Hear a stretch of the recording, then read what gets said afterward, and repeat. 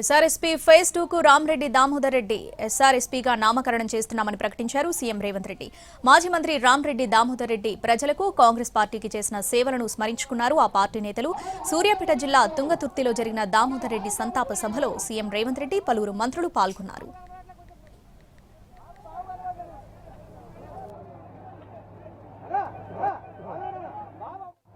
రామరెడ్డి దామోదర్ రెడ్డి గారు వేలాది ఎకరాల భూములను నల్గొండ జిల్లాలోనే కాదు ఖమ్మం జిల్లాలో వారి తండ్రి నుంచి వారసత్వంగా వచ్చిన ఆస్తులను వారి అత్తగారి కుటుంబం నుంచి వచ్చిన వేలాది ఎకరాల వారసత్వాన్ని ఈ నల్గొండ జిల్లా ప్రజల కోసం త్యాగం చేసి ప్రధానంగా ఆనాడు ఈ జిల్లాలో రాజకీయ కక్షలు కార్పణ్యాలు రాజకీయ వివాదాలలో కార్యకర్తల మీద దాడులు హత్యాయత్నాలు లాంటి విపత్కరమైన పరిస్థితులను ఎదుర్కొని కార్యకర్తలకు అండగా నిలబడి వేలాది మంది కాంగ్రెస్ పార్టీ కార్యకర్తలను నల్గొండ జిల్లాలో కాపాడి ఈ జిల్లాలో జెండాను నిలబెట్టిన నాయకుడు రామరెడ్డి దామోదర్ రెడ్డి గారు ఈనాడు మన మధ్యలో లేకపోవడం ఎంతో బాధాకరం.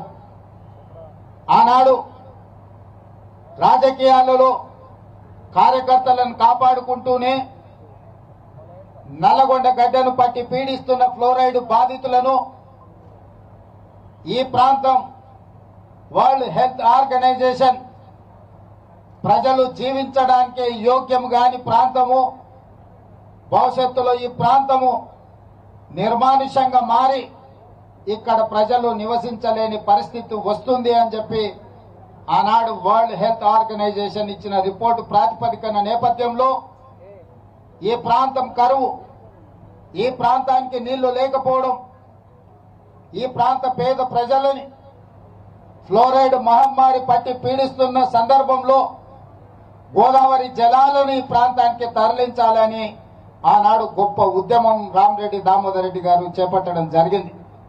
వారి ఉద్యమ నేపథ్యంలో మొట్టమొదటి ప్రధానమంత్రి తన ప్రాధాన్యతలో ఎడ్యుకేషన్ అండ్ ఇరిగేషన్ అనే పండిత్ జవహర్లాల్ నెహ్రూ గారు తీసుకొని శ్రీరామ్ సాగర్ ప్రాజెక్టును మొట్టమొదటి ప్రధానమంత్రి గారు చేపడితే ఆ ప్రాజెక్టు కాలక్రమేణా అటు కరీంనగర్, వరంగల్ ఇతర ప్రాంతాలకు నీళ్లు ఇస్తూనే నల్గొండ జిల్లాకు కూడా నీళ్లు ఇవ్వాలి, ఈ ప్రాంతాన్ని పట్టి పీడిస్తున్న ఫ్లోరైడ్ సమస్యను పరిష్కరించాలి, కరువుగా ఎడారిగా మారిన నల్గొండ జిల్లా సస్యశ్యామలం కావాలి, పచ్చని పంటలు పండాలి అని ఆనాడు 40 సంవత్సరాల క్రితమే ఎమ్మెల్యేగా ఎన్నికైన దామోదర్ రెడ్డి గారు ప్రజల కోసం కొట్లాడింది.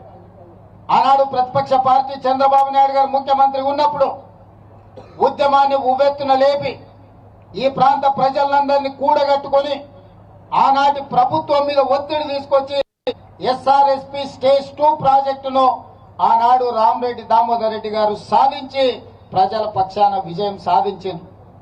ఆ తర్వాత పనులు జరగకపోగా తిరిగి కాంగ్రెస్ పార్టీ అధికారంలోకి వచ్చిన తర్వాత మళ్లీ ఒత్తిడి తీసుకొచ్చి రామరెడ్డి దామోదర్ రెడ్డి గారు ఈ ప్రాంతానికి గోదావరి జలాలను తరలించడంలో వారి క్రియాశీలక పాత్ర పోషించింది. ఈ నియోజకవర్గం రిజర్వ్ కానంత వరకు ఈ ప్రాంత ప్రజాప్రతినిధిగానే కాదు, ఈ ప్రాంత ప్రజలకు ఎప్పుడూ ఒక కుటుంబ సభ్యుడిగా వారు అండగా నిలబడ్డారు. సామాన్యంగా ఆ నియోజకవర్గంలో ఎన్నికల్లో పోటీ చేయకపోతే మనం ఆ నియోజకవర్గాన్ని వదిలి ఇతర ప్రాంతాలకు పోతే ఆ ప్రజలకు అందుబాటులో ఉండే పరిస్థితులు ఈనాటి రాజకీయాలలో లేవు.